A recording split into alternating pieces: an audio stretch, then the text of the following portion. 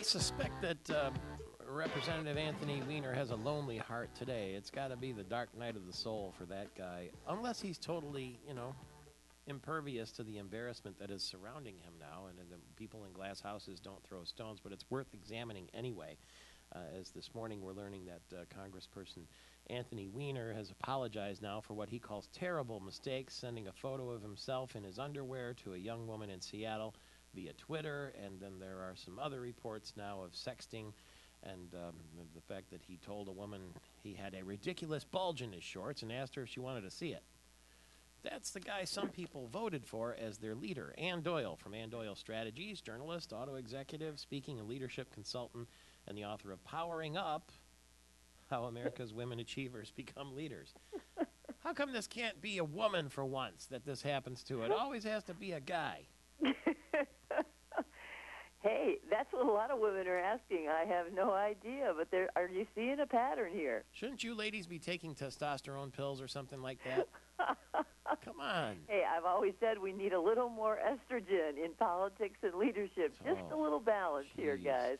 Well, here's Anthony Weiner yesterday, who had obviously to take a meeting with the House Minority Leader, Nancy Pelosi, the Democrat. That must have been uncomfortable. Here's what he said about that meeting. She said to be truthful, and she said to say what you know, and was thankful that I was doing that today.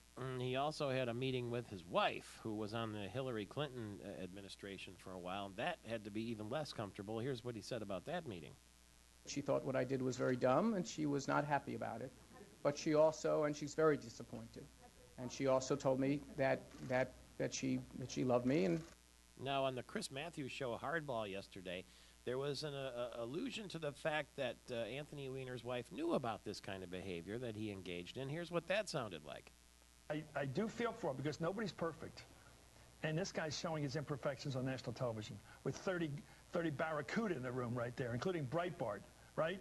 Yeah. The guy who broke this story. Your thoughts? Is he done? Well, Eric Cantor was right last week when he said he felt for the wife, and I think we all feel for his wife right now. And Democrats, I think back to Jerry Studs. Yeah, but he says his wife knew. He laid it out on her. Well, which is a terrible mistake.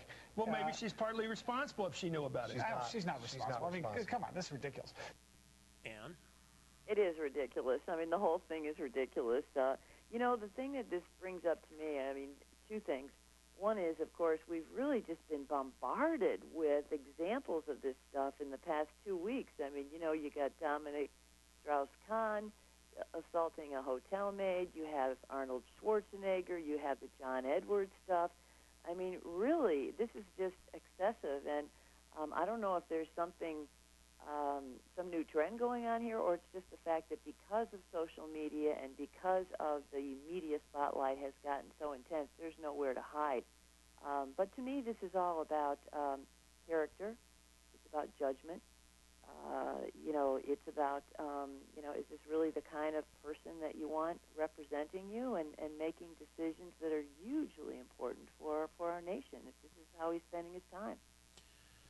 I guess you raise an interesting point about the chicken and the egg. In other words, if he didn't have a young woman in Seattle so easily accessible to him through a platform like Twitter, would this ever have happened? Well, right. Who knows? I think the very fact that you do have social media right now, and that he believed that he could do something like this in an anonymous way, and to have a member of Congress, even he's basically saying he thinks that the women that he's sending these sexting messages to, and these lewd messages to, are adults. But these could be minors, and we're all talking as parents about advising our students, our teenagers, about being careful about what they put on the internet, because this doesn't go away. It could affect you being admitted to college, about the kind of job that you're going to be hired for eventually. And then you have a member of Congress who thinks he's, going to be the new mayor, the next mayor of New York City, doing this kind of behavior on the internet. To me, it's all about judgment. But it's clear. It is one more very, very powerful example. Is you cannot hide. There is no hiding today with social media. let's take away the technology for a minute and just look at it this way. Let's say he was in, I don't know, Mexico or Seattle even on a business conference or something like that. And he was standing at the pool bar in a bathing suit. And a woman was standing next to him, and they were chatting, and he was flirting a little bit. And he said, "Look at that ridiculous bulge in my pants," and he pointed to it. You would have all the same elements of the interaction that took place, taking away the technology. Do we really think that that kind of thing hasn't gone on for decades and with lots of members of Congress? No, I don't think Remember that. Charlie Wilson? I mean, he had a hot tub and all that stuff. Hey, John Kennedy. I mean, this stuff has gone on forever. There's no question about that. And particularly, you know, when you have people in power, and, you know, mostly we're talking about men in power, and there's been all kinds of analysis about politicians and powerful men, and what does this do to them? I mean, we get into this with athletes, you know, who think they are above the rules, and the norms, social norms of acceptable or good behavior don't apply to them. But no, I agree with you, Michael Patrick. Of course this kind of thing has gone on, always. But it's multiplied the opportunities to do this kind of thing with what you think are anonymous people who cannot fight back.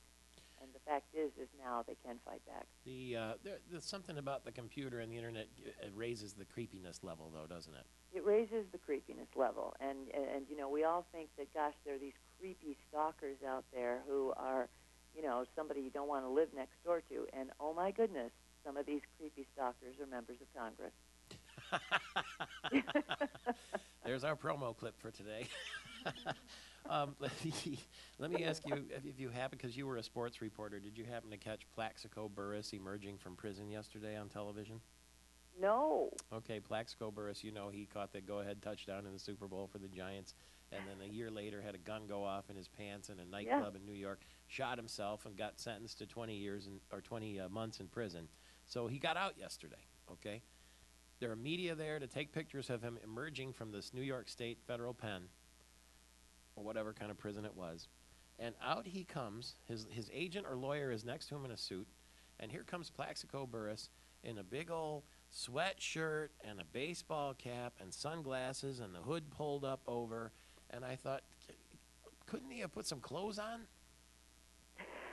I mean, wouldn't you be smart enough to know there are going to be media there, and you're trying to rebuild your image? You say that, you know, in prison you were working with other people and everything. Wouldn't you come out in some clothes?